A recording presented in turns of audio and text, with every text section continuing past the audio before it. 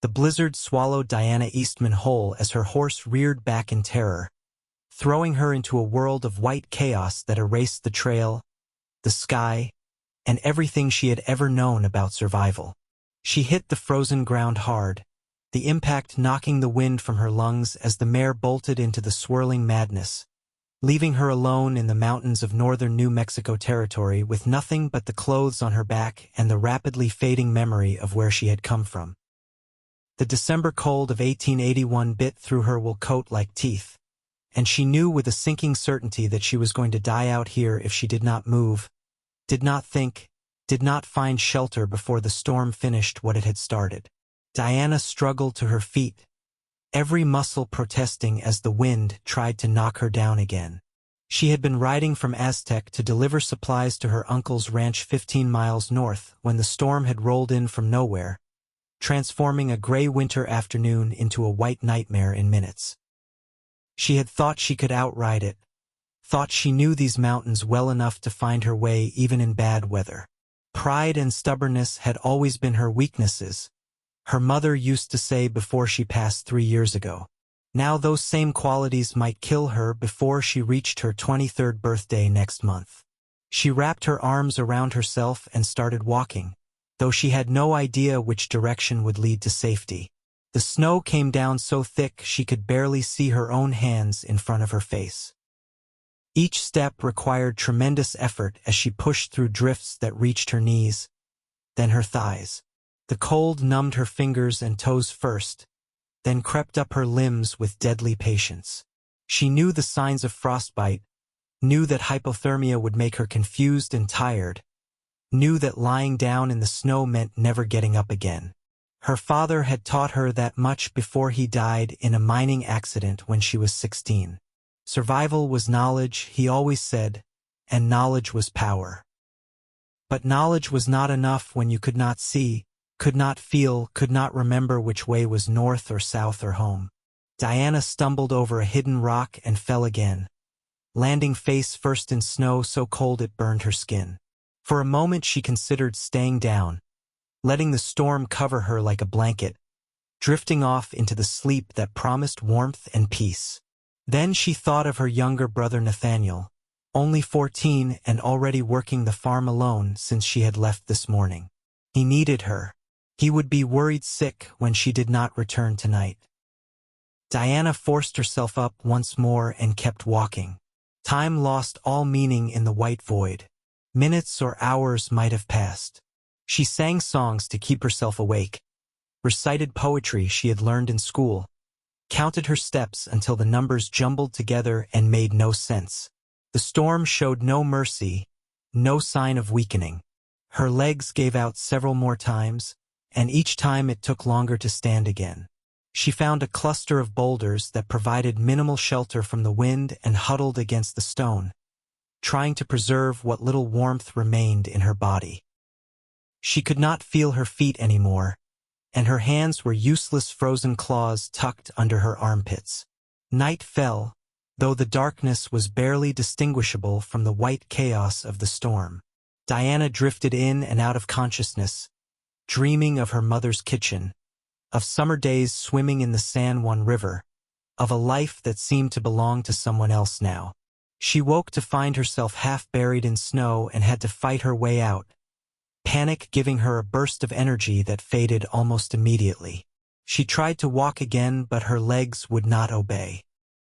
She crawled instead, inch by painful inch, though she had no idea where she was going or why she bothered. Some deep survival instinct kept her moving when logic said to give up. The second day was worse than the first, if such a thing was possible. The storm continued without pause, and Diana's world shrank to the immediate struggle of breathing, of not freezing solid, of maintaining some spark of consciousness against the cold that wanted to steal everything from her. She found a fallen tree and dug herself a shelter in the snow beside it, using the last of her strength to hollow out a space barely large enough for her body. The snow cave protected her from the worst of the wind, and her body heat warmed the tiny space just enough to keep her alive. She drifted in and out of dreams and hallucinations, seeing her father beckoning her toward a warm fire, her mother singing lullabies, people she had never met offering their hands to pull her up. She thought she heard voices once, shouted until her throat was raw, but no one came. Maybe she had imagined it. Maybe she was already dead and this was the slow fade into nothing, the last neurons firing in a freezing brain. Diana wrapped her arms around her knees and made herself as small as possible, conserving every bit of warmth, every breath, every heartbeat. She was not ready to die. She had not fallen in love yet, had not traveled beyond New Mexico territory, had not done 1,000 things she had dreamed about while working on the farm day after day. This could not be the end of her story, lost and frozen in the mountains like a character in a tragic folk song. The third day dawned gray and furious, and Diana could no longer stand. Her shelter had kept her alive but barely. She ate snow for water and hallucinated food, elaborate meals that she could almost taste on her frozen tongue. She talked to herself to stay awake, told herself stories, argued with imaginary companions. The storm seemed personal now, seemed angry at her refusal to die quietly. It howled and raged and dumped more snow on her pathetic little cave until she had to dig herself out again just to breathe. She wondered if anyone was looking for her, if Nathaniel had raised the alarm, if search parties had gone out only to turn back in the face of this impossible weather.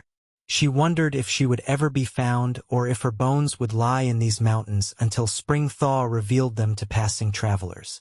She was drifting toward unconsciousness again when she heard something real, something that was not a hallucination. Hoofbeats. She forced her eyes open, tried to call out, but her voice was gone. She tried to move, to wave an arm, but her body would not respond. The sound grew louder, then stopped. Diana struggled against the paralysis of hypothermia, managed to move one hand a few inches. Then there was silence, and she thought whoever had passed by had missed her completely, would ride on and leave her to die alone. A dark shape appeared at the entrance to her snow cave, blocking what little light filtered through. Diana stared up at it with eyes that would not quite focus. A man's face, dark with stubble, gray eyes that widened when they saw her.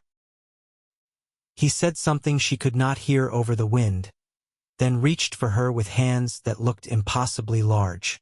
She tried to flinch away but could not move. Then he was pulling her out of the cave, lifting her as if she weighed nothing, carrying her through the storm. She wanted to tell him to be careful, that frostbite victims should not be moved roughly, but the words stayed locked in her throat. She felt herself being placed on something warm that moved beneath her. A horse. The man mounted behind her, wrapping his arms around her body and pulling her back against his chest. He radiated heat like a furnace, and Diana's frozen body instinctively pressed closer to the source of warmth. He kicked the horse into motion and they moved through the blizzard at a pace that seemed reckless, but he rode with absolute confidence, as if he could see through the white curtain that blinded her. She felt him adjusting her position, felt him open his coat and pull her inside it against his shirt, sharing his body heat directly. The warmth was almost painful against her frozen skin, but she did not pull away. "Found you," he said. His voice a low rumble she felt through his chest. "You are coming home." Diana tried to respond but managed only a weak sound that was half sob, half sigh. His arms tightened around her, and she felt the horse change direction, climbing steadily despite the storm. She drifted in and out of awareness, conscious of movement and warmth and the steady beat of his heart against her shoulder. Time became meaningless again, but this time she was not alone in the void. Someone had found her. Someone was taking her away from the cold and the white death. She did not know who he was or where he was taking her, but she trusted him with the desperation of someone who had no other choice. Eventually the sound of the storm changed, became muffled and more distant. She felt the horse stop, felt herself being dismounted and carried again. Warmth surrounded her suddenly, the incredible heat of an indoor space after days in the freezing cold. It was too much, too fast, and Diana whimpered at the sensation of returning circulation. The man laid her on something soft, a bed or a couch, and she heard him moving around, stoking a fire, heating water, gathering blankets. She forced her eyes open and tried to focus on her surroundings. She was in a small cabin, rough-hewn logs and simple furniture, but blessedly warm and dry. The man who had found her was removing her frozen outer layers of clothing with efficient, impersonal movements. He was tall and broad-shouldered, maybe late 20s, with dark hair that fell past his collar and those striking gray eyes that held complete focus on the task at hand. His face was weathered from years of outdoor work, with lines around his eyes that suggested he smiled often, though he was not smiling now. His jaw was set with determination as he worked to save her life. "Can you hear me?" he asked, and Diana managed a small nod. "Good. You have been out in that storm 3 days. You are badly hypothermic and probably have frostbite, but I think we can save your fingers and toes if we are careful. I am going to warm you up slowly. It is going to hurt. Do you understand?" Diana nodded again. He wrapped her in blankets and brought her warm water to sip, just a few drops at a time. True to his word, as her body temperature gradually rose, the pain became intense. Her hands and feet felt like they were being stabbed with thousands of needles. She bit her lip to keep from crying out, tasted blood, and the man gently wiped her mouth with a cloth. "Go ahead and scream if you need to," he said. "No one out here but us and the storm. I have been through it before. I know it hurts like hell." Diana let out a shaky breath and allowed some of the pain to escape in a low moan. He nodded approval and continued his ministrations, checking her extremities carefully, warming them gradually with his hands and warm cloths. He was gentle but thorough, and she could tell he knew exactly what he was doing. This was not the first time he had treated hypothermia. 3 days, she managed to whisper, her voice cracking. "You said 3 days. That is how long the storm has been going. How long you have been missing, according to the men in Aztec. Your brother raised the alarm the first night. Half the town wanted to search, but the storm was too dangerous. I waited for a break that never came, then decided to go anyway. Could not sit around knowing someone was dying out there." "Who are you?" Diana asked. "Yates Walker. I have a spread about 10 miles from Aztec. Was in town buying supplies when your brother came looking for help." He sat back on his heels and studied her face. "You look better already. Got some color coming back. What is your name?" "Diana. Diana Eastman." She tried to sit up, but he placed a hand on her shoulder, keeping her down. "Not yet.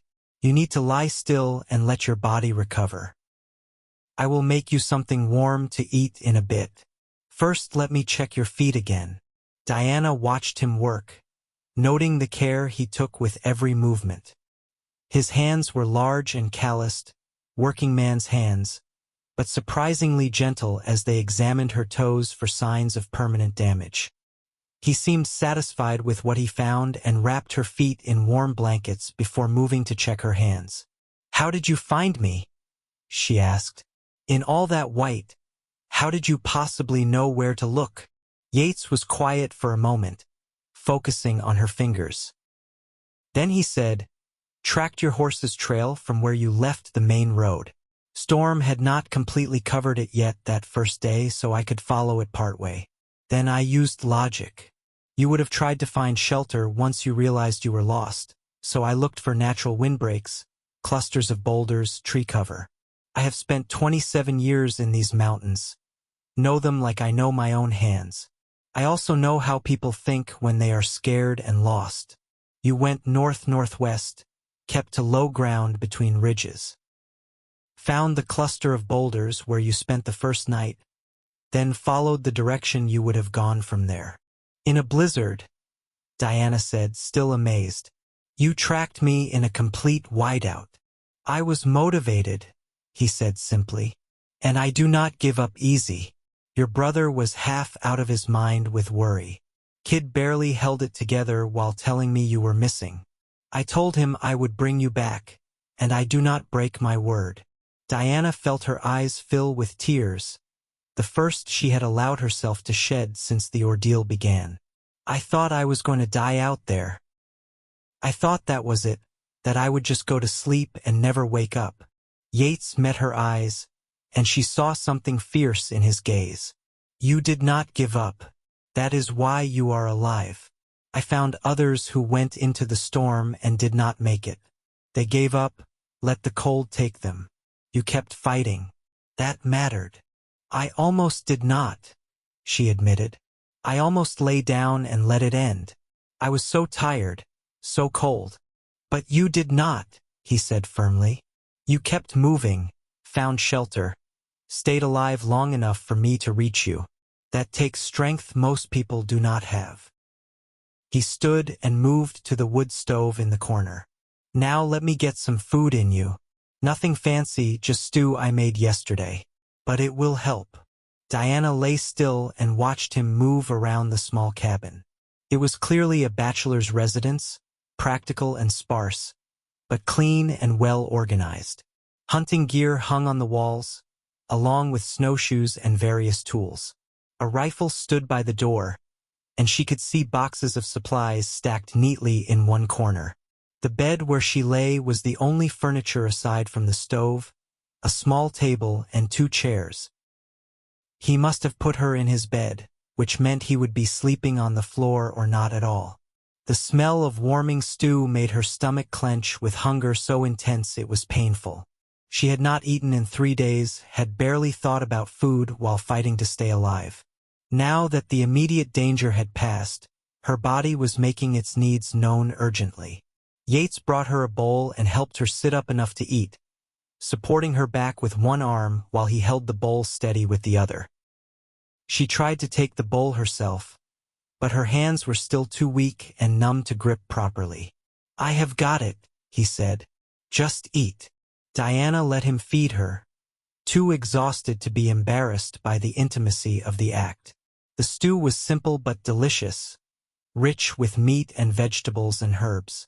She ate slowly, and he waited patiently between each spoonful, never rushing her. When she had eaten as much as she could manage, he set the bowl aside and helped her lie back down. Sleep now, he said. Storm should break sometime tomorrow or the next day. Then I will take you back to Aztec, get you to a proper doctor. What about Nathaniel, my brother? He must be going insane with worry.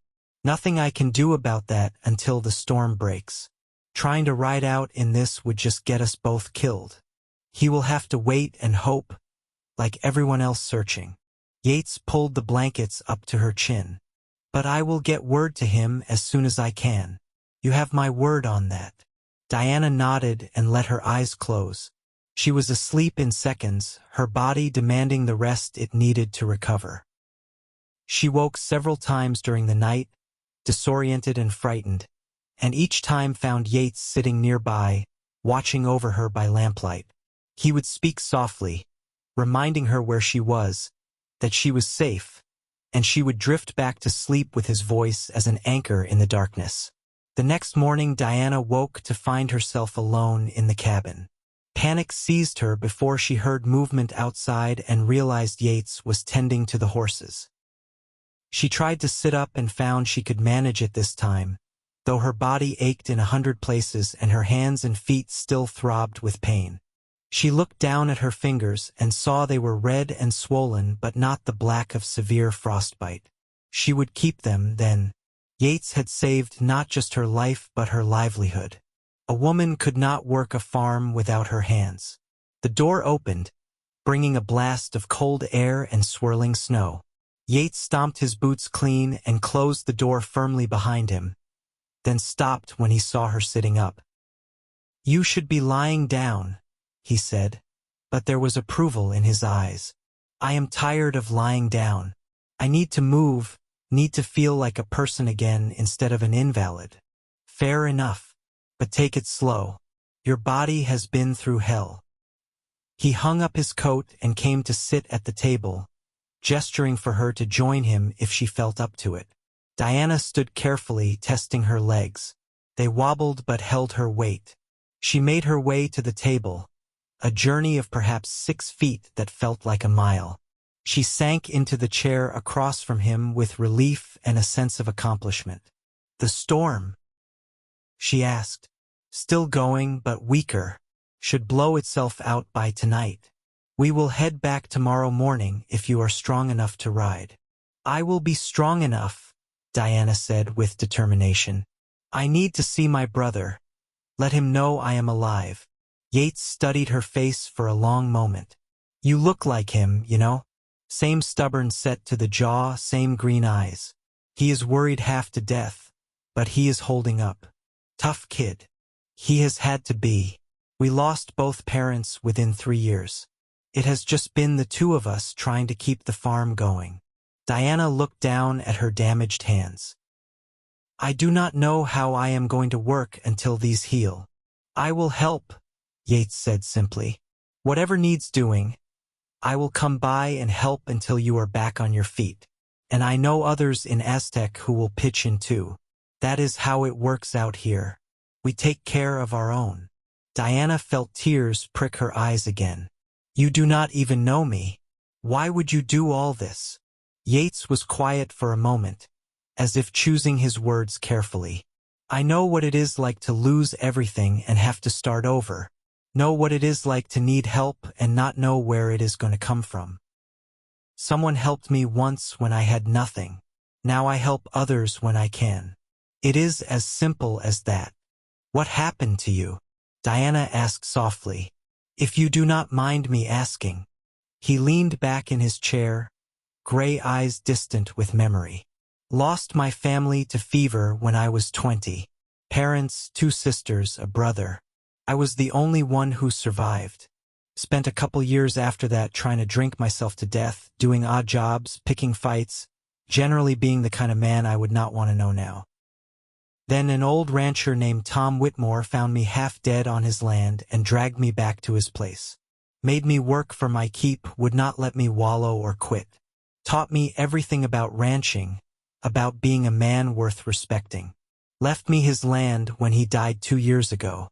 Everything I have now, I owe to him." "I am sorry about your family," Diana said, and meant it deeply. She knew the shape of grief, understood the hole it left in the world. "It was 7 years ago. Grief does not go away, but you learn to carry it." Yates met her eyes again. "You know that already, I think." "Yes," Diana said simply. They sat in comfortable silence for a moment.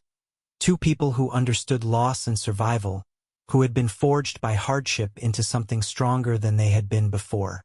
The day passed slowly as the storm gradually weakened outside. Yates checked Diana's hands and feet regularly, satisfied with their continued improvement. He made them meals, told her stories about the surrounding country, taught her a card game to pass the time. Diana found herself studying him when he was not looking, noticing details she had missed in her initial shock and pain. The way he moved with unconscious grace despite his size. The rare smile that transformed his serious face into something warm and approachable. The patience he showed in everything he did, never rushing, never frustrated by her weakness or needs.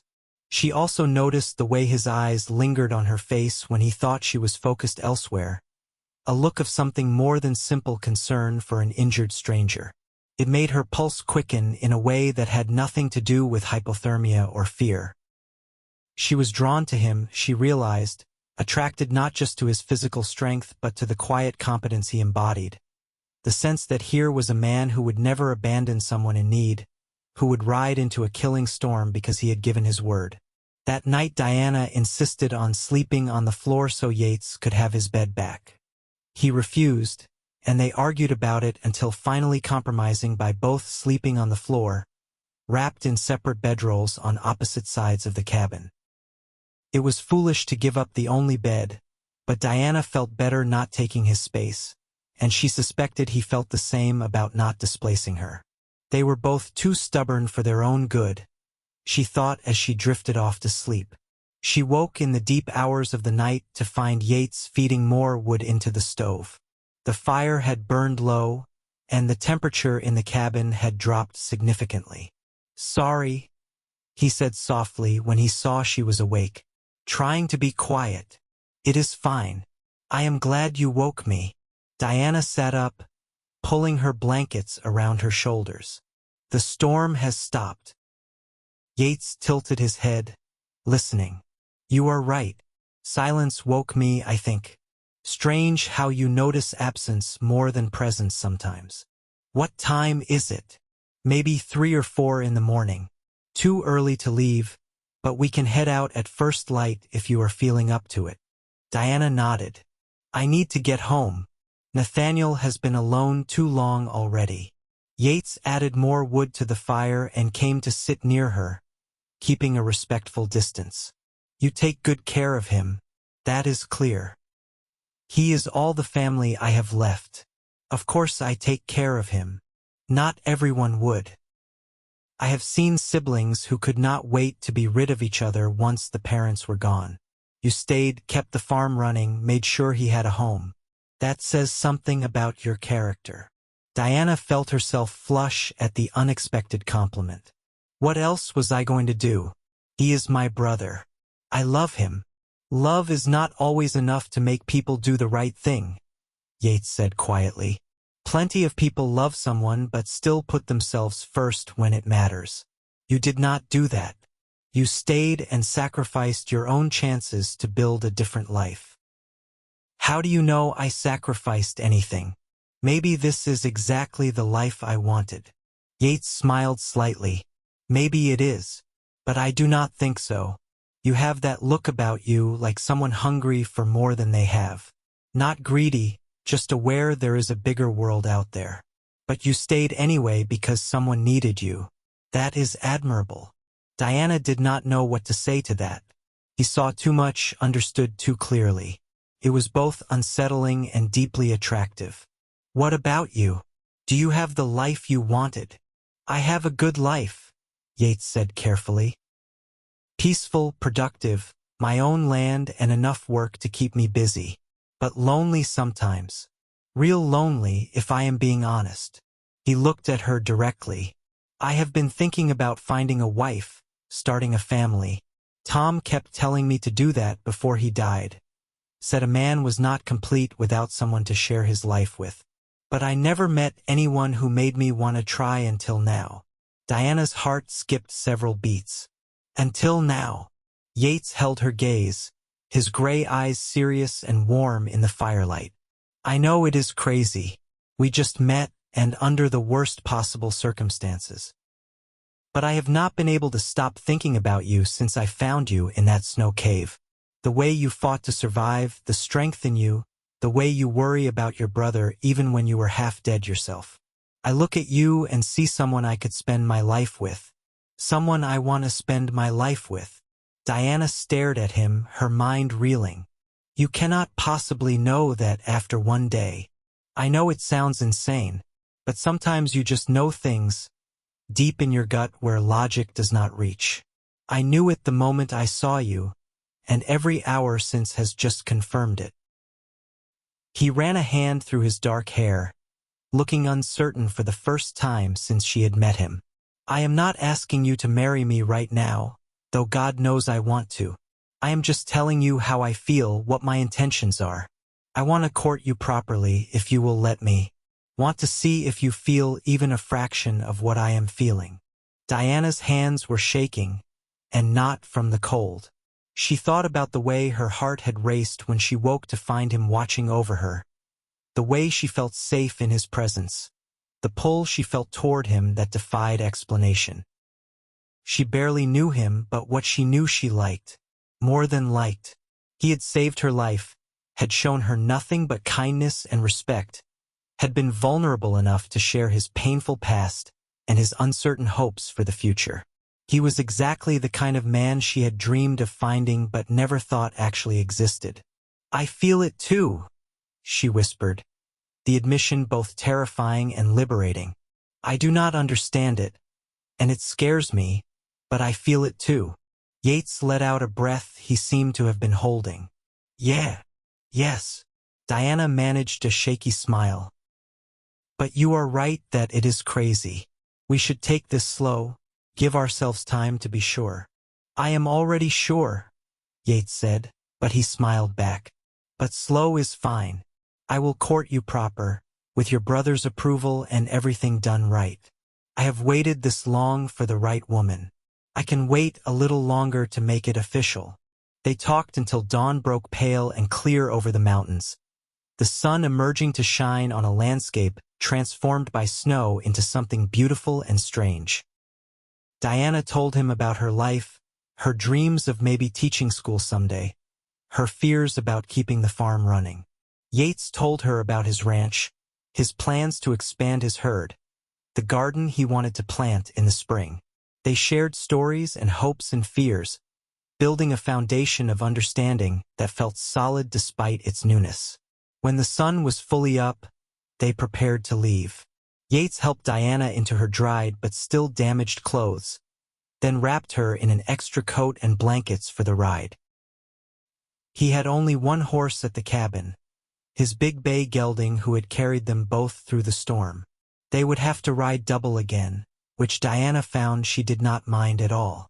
Yates mounted first, then pulled her up in front of him, settling her against his chest with his arms around her to hold the reins. The position was intimate but practical, allowing him to share his body heat and keep her secure in the saddle. Diana relaxed into his warmth, feeling safer than she had in days. The ride down the mountain took several hours, the horse picking its way carefully through the deep snow. The landscape was breathtaking in the clear morning light, the mountains white-capped and majestic, the sky so blue it hurt to look at directly. Diana had never appreciated the beauty of winter before, had seen it only as something to survive.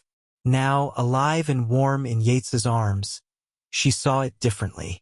The world was harsh but magnificent, deadly but worth fighting for. They reached Aztec in the early afternoon, and word of their arrival spread through the small town like wildfire. Nathaniel came running from the general store where he had been checking for news, his face transforming from anguished worry to pure joy when he saw his sister alive. Diana! He practically dragged her off the horse and crushed her in a hug that made her ribs protest. I thought you were dead. I thought I lost you too. I could not. I am here, Diana said, hugging him back just as fiercely despite her sore hands. I am alive, Nathaniel. I am home. The boy pulled back, tears streaming down his 14-year-old face. He looked older than she remembered, aged by fear and responsibility. The storm would not stop. Everyone said no one could survive 3 days in that, said I should prepare myself, but I would not believe them. I knew you were too stubborn to die. She is definitely that, Yates said, dismounting. Your sister is one of the toughest people I have ever met. Nathaniel turned to him, seeming to notice him properly for the first time. You are Yates Walker. You are the one who went out into the storm when everyone else said it was suicide. I made a promise to bring her back, Yates said simply. Nathaniel stuck out his hand with grave formality. I owe you a debt I can never repay. You saved my sister's life. If there is ever anything I can do for you, anything at all, you just have to ask. Yates shook the offered hand, his expression serious. Take care of her while she heals. That is all I ask. She will need help for a few weeks until her hands and feet fully recover. I will take care of her, Nathaniel promised. I can handle the farm work. She is always telling me what to do anyway. Diana laughed despite herself, the sound rusty but genuine. The town doctor appeared then, a gruff middle-aged man named Harrison who insisted on examining Diana immediately. He pronounced her lucky to be alive and surprisingly well-preserved given her ordeal, thanks to Yates's prompt treatment. He rebandaged her hands and feet, gave instructions for care, and told her to rest for at least 2 weeks before trying to do any heavy work. The next few days passed in a blur of rest and recovery. Nathaniel fussed over Diana like a mother hen, bringing her meals in bed and refusing to let her lift a finger. Yates came by every day, sometimes twice a day, always with some excuse about checking her recovery or helping with chores. He and Nathaniel worked together to keep the farm running, and Diana watched from the window as they fed animals, repaired fences, chopped wood for the stove. She also watched the way Yates moved, the competent strength in every action, the patience he showed teaching Nathaniel tasks the boy had not yet mastered. He was a natural teacher, encouraging but firm, and Nathaniel responded to him like a plant to water. The boy had needed a man's guidance since their father died, and though Diana had done her best, she could not be everything he needed. Watching them together made her heart ache with gratitude and something deeper she was not quite ready to name. As Diana healed, Yates's courtship became more obvious.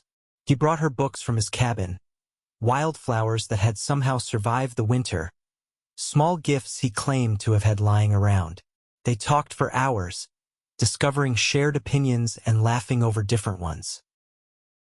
He made her feel heard in a way she never had before, as if her thoughts and dreams mattered just as much as practical concerns about crops and weather. Nathaniel noticed, of course. One evening after Yates had left, the boy sat on the edge of Diana's bed with a knowing look on his young face. "He is courting you," Nathaniel said bluntly, "and you like it." Diana felt her face heat. "Is that a problem?" "No," Nathaniel said immediately. "I like him. He is a good man, and you deserve someone good. I just want to make sure he treats you right." "He treats me better than right," Diana said softly. "He treats me like I am precious." "Good." Nathaniel stood and headed for the door, then paused. "For what it is worth, I think he is in love with you, like really in love. The way he looks at you when you are not watching. It is pretty obvious." After he left, Diana lay awake thinking about those words. Love. She knew Yates had strong feelings for her, had declared them that night in the cabin. But love? Could you really love someone after such a short time? And yet when she examined her own heart, she found the same emotion taking root there, growing stronger each day. She loved his steadiness, his humor, his kindness. She loved the way he made her feel safe and seen. She loved him, she realized with a shock, completely and utterly, against all logic and reason. She had fallen in love with Yates Walker. 2 weeks after her rescue, Diana's hands had healed enough for her to resume light work. Yates arrived that morning with a picnic basket and a proposition. "It is a beautiful day," he said. "Cold but clear. Come riding with me. I want to show you something." Diana agreed, and they rode out together on horses borrowed from a neighbor, since Diana's mare had eventually wandered back to town but was too spooked from the storm to be reliable yet. They headed east from Aztec, following the San Juan River until they reached a plateau with a view that took Diana's breath away. The mountains stretched in every direction, majestic and eternal, and the river wound through the valley like a silver ribbon. Yates spread a blanket and they sat together, eating bread and cheese and dried fruit while the winter sun warmed their faces. The silence between them was comfortable, two people at ease in each other's presence. "This is my favorite place," Yates said eventually. "Tom brought me here when I was at my lowest, made me look at all this beauty and asked me if I really wanted to throw my life away. I said no, and he said then prove it. Get up every day and prove you want to live." So I did. Diana reached out and took his hand, twining her fingers through his despite the lingering soreness. "I am glad you did. I am glad you were there to find me." Yates turned to face her fully. "Diana, I know we have only known each other 2 weeks. I know most people would say we are rushing things, that we should wait longer to be sure. But I am 27 years old, and I have never been more certain of anything in my life. I love you. I want to marry you, want to build a life together, want to wake up next to you every morning for the rest of my days." Diana's heart pounded so hard she could hear it in her ears. "Yates, let me finish," he said gently. "I know you have responsibilities, that you cannot just abandon Nathaniel or the farm. I am not asking you to. Bring him with you when you come to my ranch. We will combine our operations, make one bigger, stronger farm. I will treat him like the brother I lost, help him grow into the man he is meant to be. We will be a family, all three of us, if you will have me." Diana felt tears spill down her cheeks, but they were happy tears this time. "You would do that? Take on a 14-year-old boy along with a wife?" "I would be honored to," Yates said. "He is a good kid, and he needs guidance I can provide. More than that, he is your family, which makes him my family too. I do not want you to have to choose between us. I want us all to be together." "Yes," Diana whispered, then louder. "Yes, Yates, I will marry you. I love you. I do not understand how it happened so fast or why, but I love you with everything I have."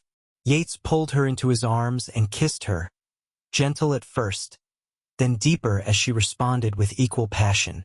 It was her first real kiss, and it felt like coming home after a long journey through the cold.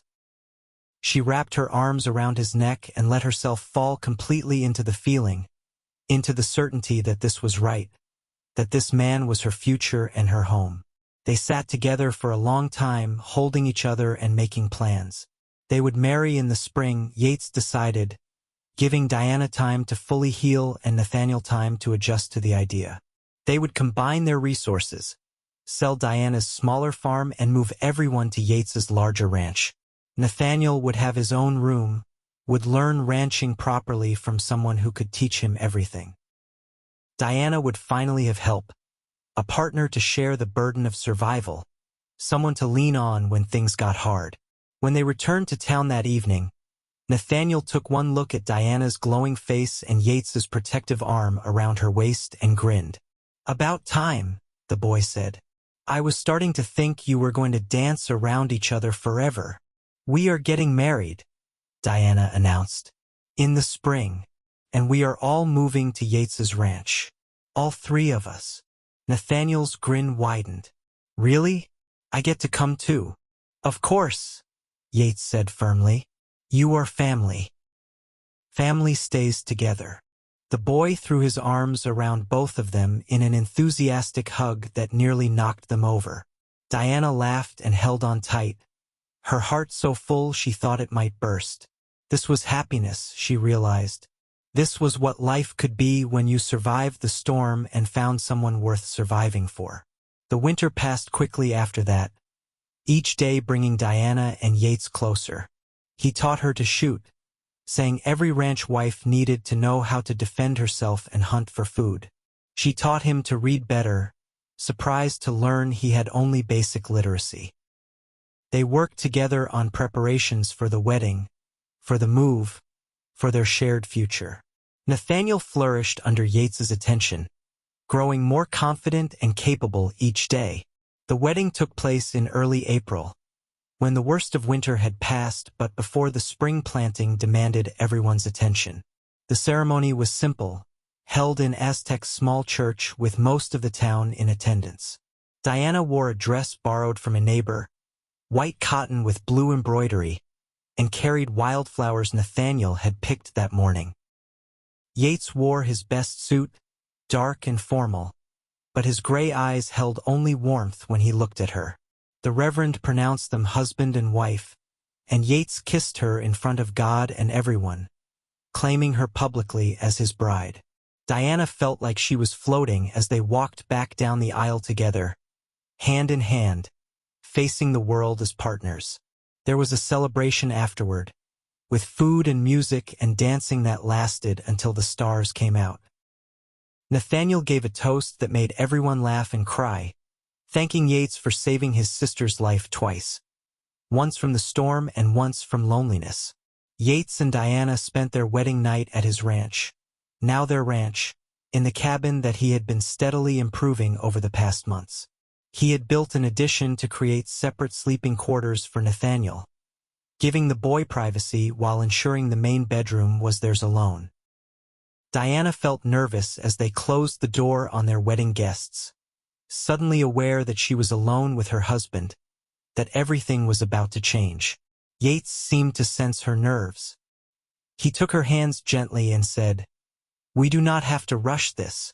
We have the rest of our lives." Diana smiled, grateful for his understanding but ready to move forward. "I am not afraid. Not with you." And she was not. Yates was patient and gentle, taking time to make sure she was comfortable, that she wanted each step before proceeding to the next. Their wedding night was tender and sweet, an expression of the love they felt that words could not quite capture. Diana fell asleep in her husband's arms, feeling complete in a way she never had before, as if all the broken pieces of her life had finally been fitted back together into something whole and beautiful. The next weeks were an adjustment as they learned to live together, to navigate the intimate daily reality of marriage. There were awkward moments and disagreements, but nothing they could not work through with patience and communication. Nathaniel settled into his new home with enthusiasm, throwing himself into ranch work and learning everything Yates could teach him. The three of them became a tight unit, a family forged not by blood but by choice and love. Summer came, hot and bright, and the ranch flourished under their combined efforts. The cattle thrived, the garden produced more than they could eat, and slowly they built up savings for future expansion. Diana discovered she enjoyed ranch life more than farming, liked the rhythm of seasons and the satisfaction of watching animals grow strong under her care. Yates was an easy partner to work with, always willing to listen to her ideas, to compromise when they disagreed, to celebrate successes together. One evening in late August, Diana realized she had missed her monthly courses. She said nothing to Yates, not wanting to get his hopes up. But when she missed the next month too, she knew. She was pregnant. The knowledge filled her with joy and terror in equal measure. She was going to be a mother. She and Yates were going to have a baby. She told him on a Sunday afternoon, when they had stolen a rare moment alone while Nathaniel rode into town for supplies.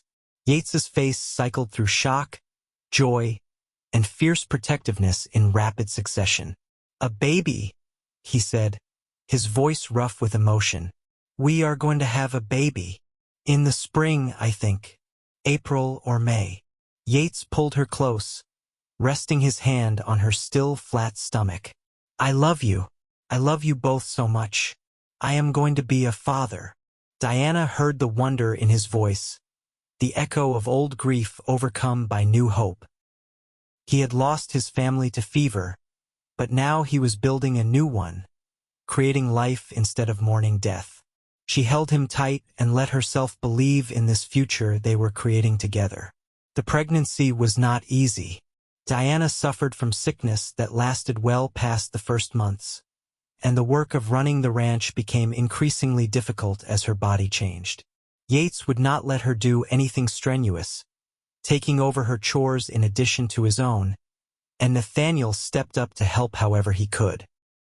They treated her like fragile glass, and though Diana protested, she was secretly grateful for their care.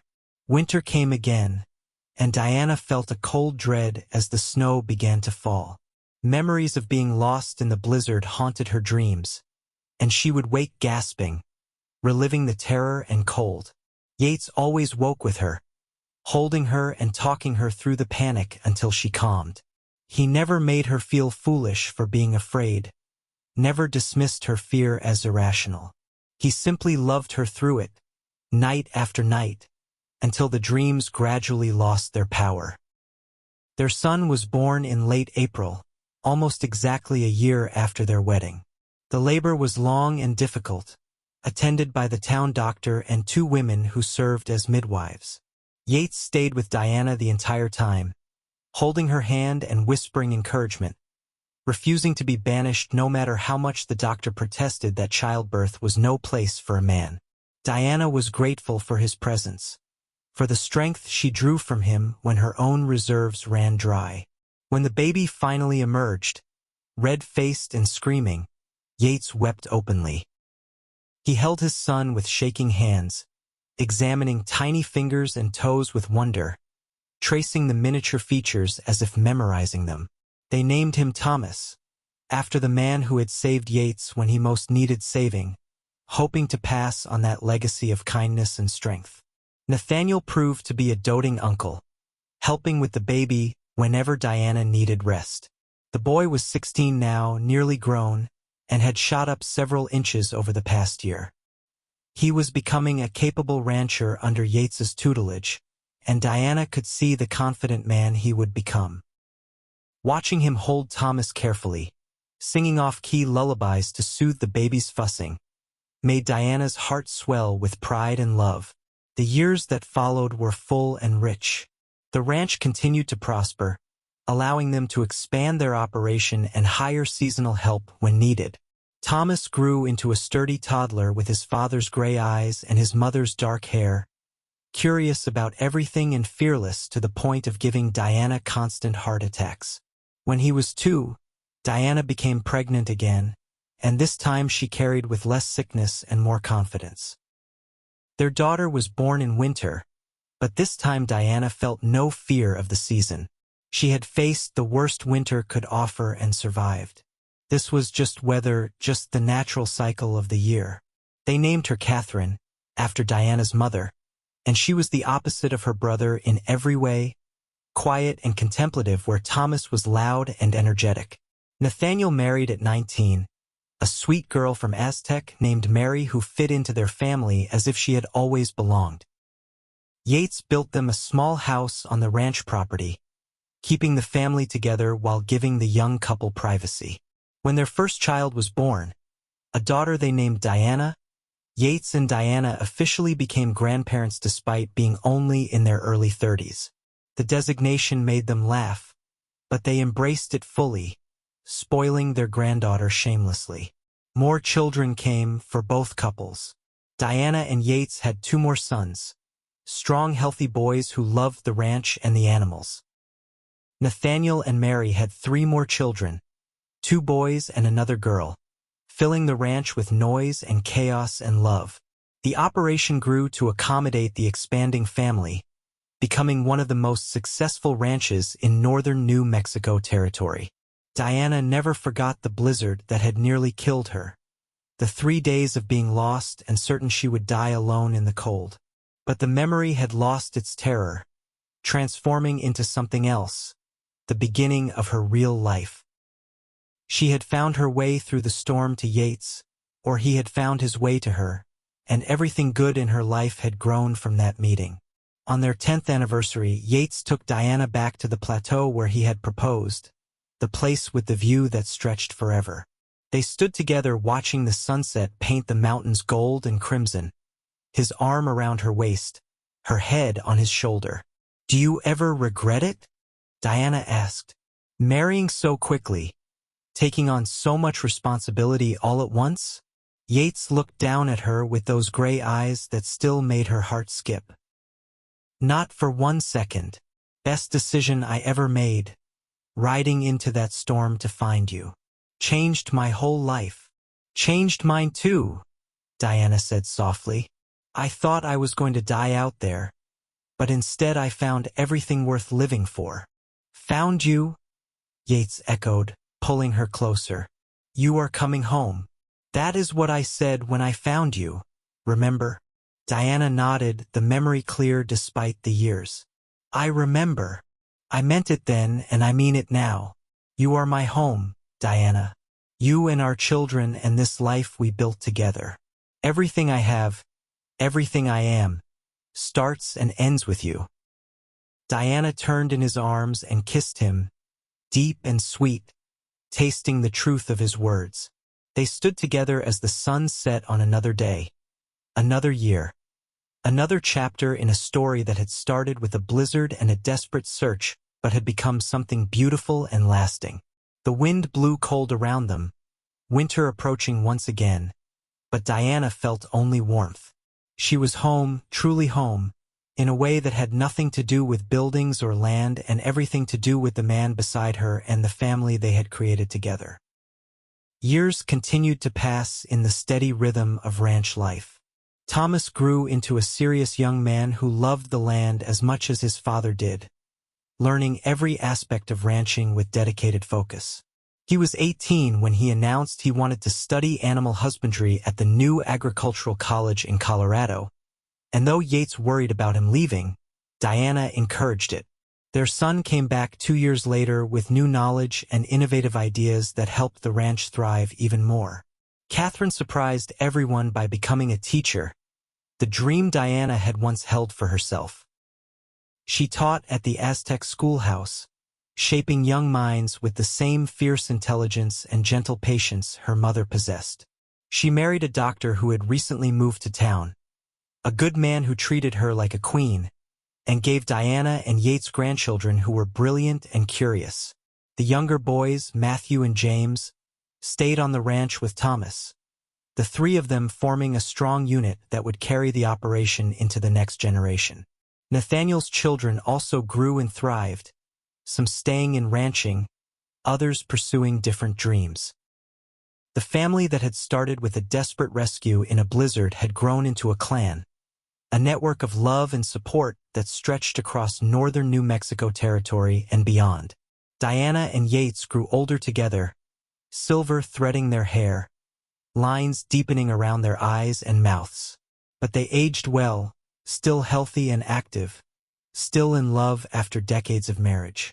They took pride in what they had built, not just the successful ranch but the family that filled it with laughter and life.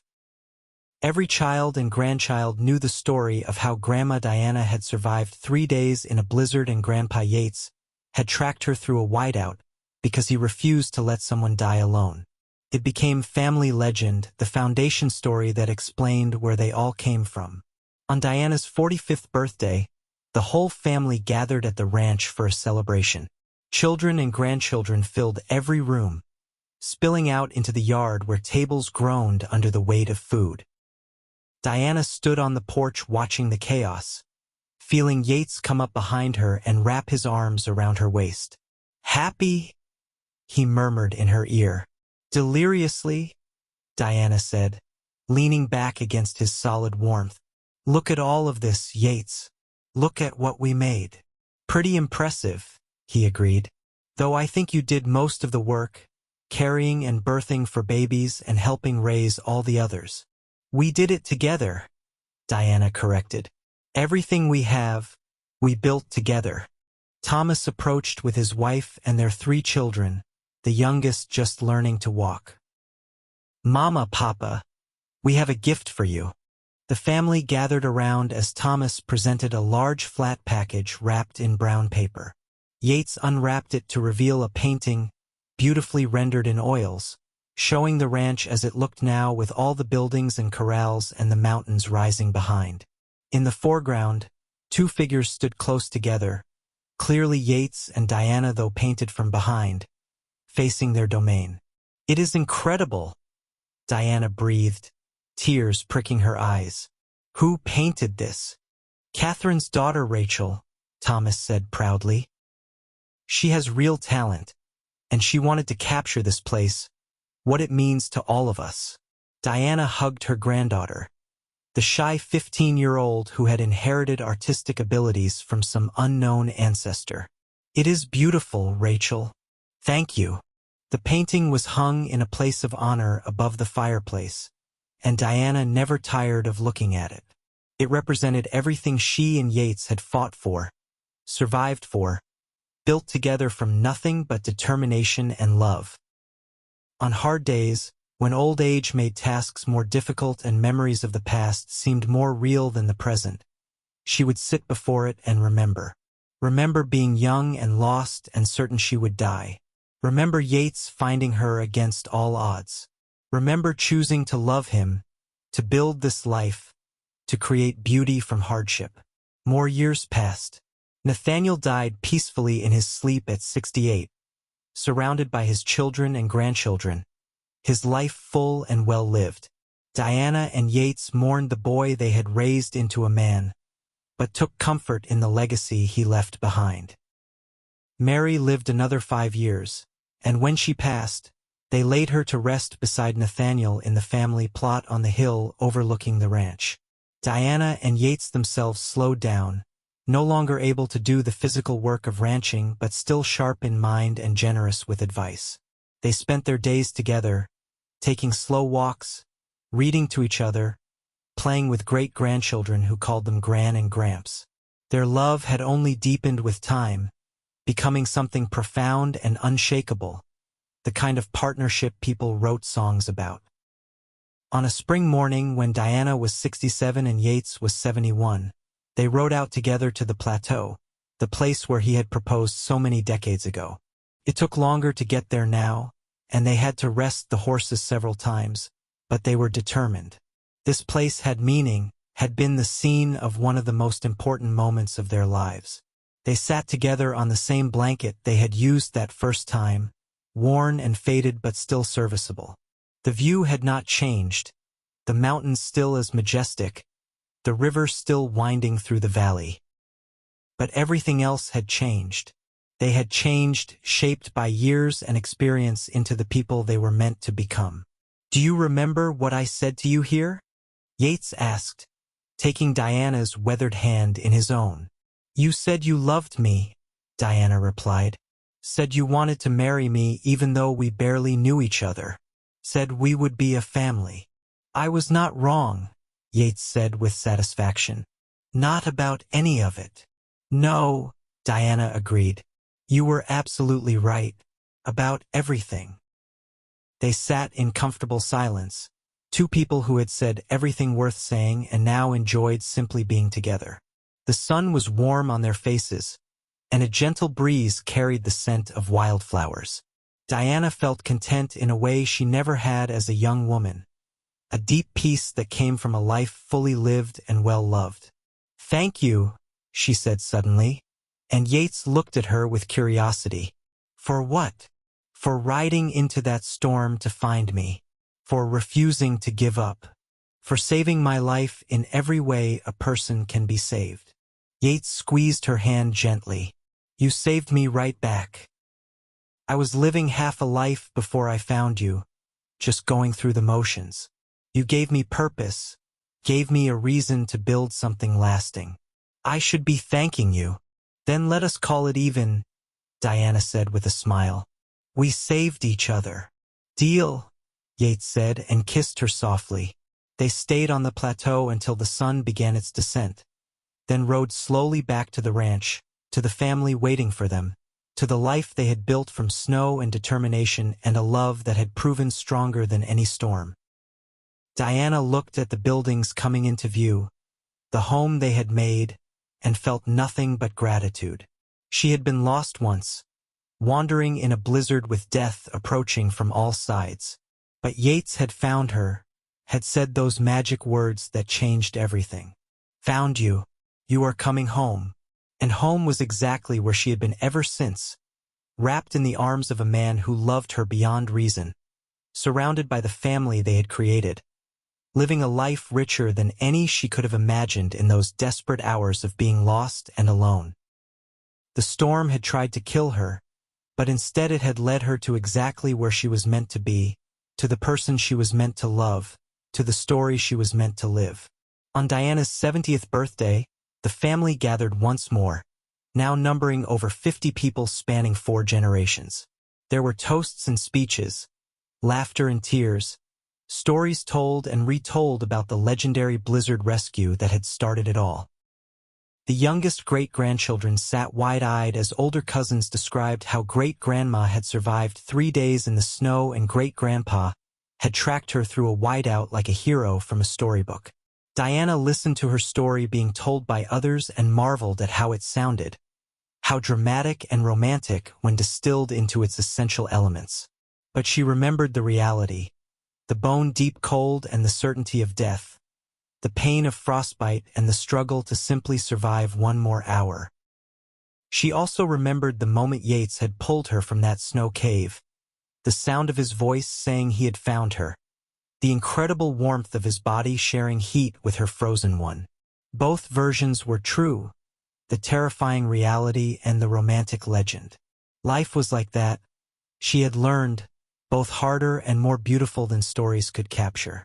That night, after the guests had left and the house had quieted, Diana and Yates lay in their bed, the same one they had shared for nearly 5 decades. Yates held her close, his body curved around hers in the familiar position they had slept in for most of their marriage. "I love you," Diana whispered into the darkness. "I have loved you since that first night in your cabin when you told me how you felt. I will love you forever." "Forever sounds about right," Yates murmured, pressing a kiss to her shoulder. "Though I might need a few more lifetimes to love you properly. One does not seem like enough." Diana smiled and closed her eyes, secure in his embrace, surrounded by the life they had built together. She had been lost once, but she had been found. She had come home, and home had turned out to be not a place but a person. A choice, a love that had endured through decades and hardships and the simple daily work of building a life together. The years continued their steady march. Diana and Yates celebrated their 50th wedding anniversary surrounded by more than 60 family members. The ranch they had built together now a sprawling operation run primarily by their children and grandchildren. They sat in places of honor, ancient and beloved, still holding hands like newlyweds, still looking at each other with eyes that saw past wrinkles and silver hair to the young people they had been when a blizzard and a rescue had changed everything. Thomas gave a speech about partnership and commitment, about what it meant to watch two people love each other completely for an entire lifetime. Catherine sang a song she had written about survival and love, her voice pure and sweet, despite her 50 years. The grandchildren and great-grandchildren performed a play about the blizzard rescue that was more comedy than accuracy but made everyone laugh until they cried. It was a perfect day, a celebration of not just a marriage but of everything that marriage had created. As Diana approached her 75th birthday, her health began to fail. Not dramatically, but slowly, a gradual dimming of the light that had burned so brightly for so long. Yates, now 79, stayed by her side constantly, helping her with tasks that had become difficult, reading to her when her eyes grew tired, simply being present as he had been for 50 years. The family rallied around them, making sure they had everything they needed, grateful for the chance to care for the matriarch and patriarch who had given them so much. One winter evening, as snow fell softly outside and a fire crackled in the hearth, Diana and Yates sat together in their favorite chairs, wrapped in blankets, watching the flames dance. "It is snowing," Diana observed, her voice weak but peaceful. "Does it bother you?" Yates asked, immediately concerned. "I can close the curtains if you do not want to see it." "No," Diana said. "I like watching it now. It is beautiful, and I am not afraid anymore. You made sure I never had to be afraid of winter again." Yates reached over and took her hand, their fingers intertwining as they had thousands of times before. "You were never afraid of anything that mattered. You were the bravest person I ever knew." "I was afraid of dying alone," Diana said softly. "That was my greatest fear in that blizzard, that I would die and no one would ever know, that I would just disappear into the snow and be forgotten. You were found," Yates reminded her, as he had so many times over the years. "I found you. You came home." "Yes," Diana agreed, smiling. "I came home to you, and it was the best decision I ever made." They sat in comfortable silence, watching the snow fall and the fire burn. Two people who had lived a full lifetime together and had no regrets. Diana felt herself growing tired, the kind of deep exhaustion that came not from work but from a life fully lived. She was ready to rest, ready to close her eyes on this beautiful chapter and see what came next. "Yates," she whispered, and he was immediately attentive, leaning closer to hear. "Thank you for 53 years of being loved. Thank you for every day, every moment. Thank you for finding me. Always, Yates said, his voice breaking. I will always find you, Diana, in this life or the next. You are my home, and I am yours, and nothing changes that. Nothing ever could. Diana squeezed his hand weakly and let her eyes close, a smile on her lips. She had been so blessed, had lived a life beyond anything she could have imagined as a young woman lost in a blizzard. She had been found, had been loved, had created a family and a legacy that would endure long after she was gone. It was enough, more than enough. It was everything. She passed quietly in her sleep that night, Yates beside her as he had been for 53 years, his hand in hers, his love surrounding her like a warm blanket. The family mourned but also celebrated, knowing she had lived exactly the life she wanted, had died surrounded by love, had left behind a legacy of strength and devotion that would inspire generations. Yates followed her a year later, having lost his will to live without her. He spent that final year telling stories about Diana to anyone who would listen, keeping her memory alive in words and love. When he died, also in his sleep, the family laid him to rest beside her in the family plot on the hill, 2 headstones side by side facing the mountains they had loved. The ranch continued, passed down to Thomas and his brothers, then to their children and grandchildren in turn. The family grew and spread, but they never forgot the story of their matriarch and patriarch, the blizzard rescue that had started it all, the love that had endured for more than half a century. Every winter when the snow fell, someone would tell the story again, keeping it alive for new generations. And every spring, on the anniversary of Yates and Diana's wedding, the family would gather at the ranch for a celebration, remembering the 2 people who had built this legacy from nothing but courage and love and an unshakable belief in each other. The painting that had been made for Diana's 45th birthday hung in the main house for generations, a treasured heirloom that represented everything the family stood for. Children and grandchildren and great-grandchildren would stand before it, studying the 2 figures facing the mountains, and ask about the people they represented. And someone would always tell the story, the true tale of how Diana Eastman had been lost in a blizzard for 3 days, how Cowboy Yates Walker had tracked her through a whiteout and said those magic words, "Found you, you were coming home," how they had fallen in love against all odds, had built a life and a family that endured long after they were gone, had proved that sometimes the hardest moments lead to the greatest blessings, and that love, when it is real and true and deep, can survive any storm. The end.